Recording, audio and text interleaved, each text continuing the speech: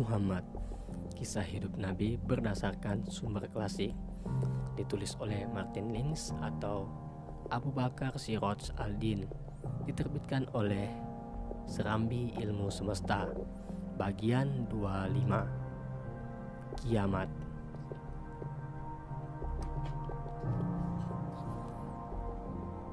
Salah satu pernyataan yang paling sering dikemukakan orang-orang kafir adalah bahwa seandainya Tuhan benar-benar ingin menyampaikan risalah kepada mereka, tentu Dia akan mengutus malaikat. Untuk hal ini Al-Quran menjawab, kalau seandainya ada malaikat yang berjalan-jalan sebagai penghuni di bumi, niscaya kami turunkan dari langit kepada mereka seorang malaikat menjadi rasul. Quran Surat 17 ayat 95. Turunnya Jibril dari waktu ke waktu tidak membuatnya menjadi seorang rasul dalam pengertian Al-Quran. Untuk menjadi rasul perlu menetap di bumi, di tengah orang-orang yang menjadi sasaran risalah itu. Wahyu juga berkata, berkatalah orang-orang yang tidak mengharapkan pertemuannya dengan kami, mengapa tidak diturunkan kepada kita malaikat, atau mengapa kita tidak melihat Tuhan kita? Sesungguhnya mereka memandang besar tentang diri mereka dan mereka benar-benar telah melampaui batas dalam melakukan kezaliman. Pada hari mereka melihat malaikat, pada hari itu tidak ada kabar gembira bagi orang-orang yang berdosa, dan mereka berkata, hijran mahjura. Quran Surah 25 ayat 21-22. Demikianlah yang mereka minta, tetapi sebuah hijab menghalangi antara langit dan bumi.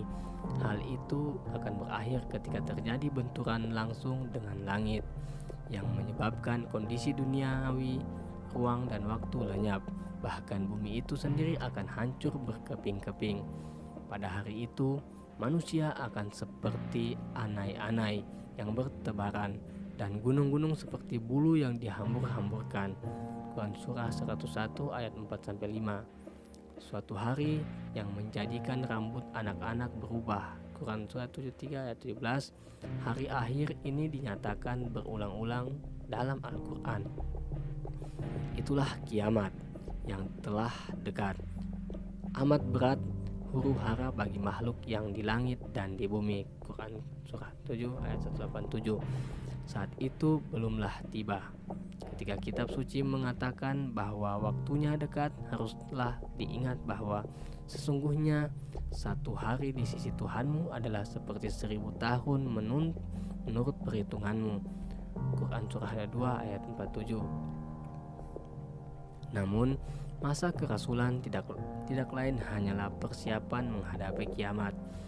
Ini sesuai hakikat segala sesuatu, bukan sesuatu yang duniawi saja, melainkan dalam konteks yang lebih luas. Sebab jika ada campur tangan Tuhan untuk memantapkan sebuah agama baru, maka perlu ada perantara yang melintasi antara langit dan bumi. Tidak perlu ada sesuatu yang hebat untuk mentransformasi kondisi duniawi, tetapi cukup menjadikan masa kerasulan Nabi itu istimewa, seperti pada masa Isa, Musa, Ibrahim, dan Nuh.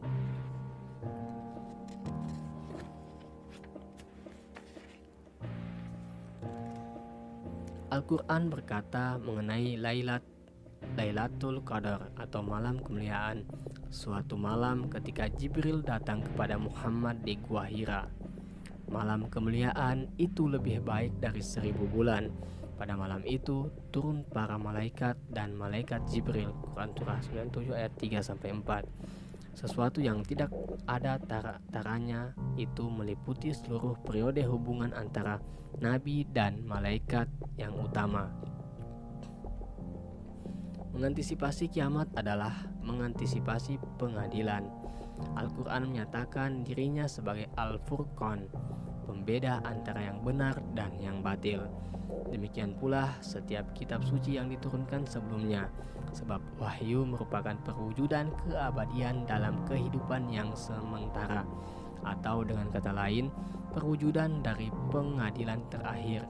Hal ini berarti pada banyak kasus, baik Nabi sendiri telah memprediksinya maupun tidak. Tujuan akhir surga dan neraka tampak jelas. Kebaikan dan kejahatan yang tersembunyi dalam dalam-dalam akan diungkap ke permukaan. Kehadiran Rasul juga membawa dampak yang sama karena daya tarik dakwah Nabi telah mengeluarkan semua orang-orang yang mengingkarinya dan menarik orang-orang yang menerima ke dalam orbit kesempurnaannya. Segera dapat dipahami bahwa wahyu itu akan menyebabkan kebaikan itu mengatasi diri mereka. Namun, hal itu bukan hanya menyusahkan, melainkan juga mengejutkan banyak kaum mukmin. Beberapa orang yang selama ini dikenal orang baik tiba-tiba menjadi sangat jahat.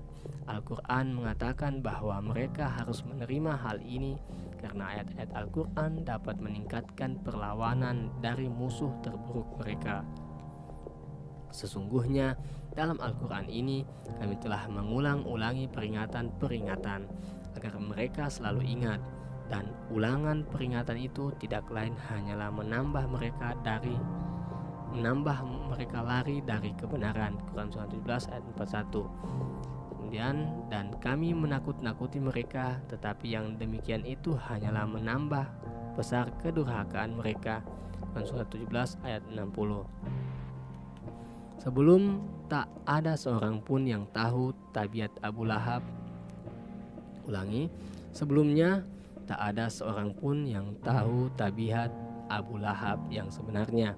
Sebagai contoh lain, Abdul Ar-Rahman ibnu Auf bahkan berteman dengan pemimpin Jum'ah, Umayyah ibnu Khalaf. Al-Quran mengajukan cerita yang sama, bagaimana Nuh mengeluh kepada Tuhan bahwa dakwahnya hanyalah semakin memperlebar jurang antara dirinya dan mayoritas kaumnya. Maka seruanku itu hanyalah menambah mereka lari dari kebenaran. Quran surah 71 ayat ke-6.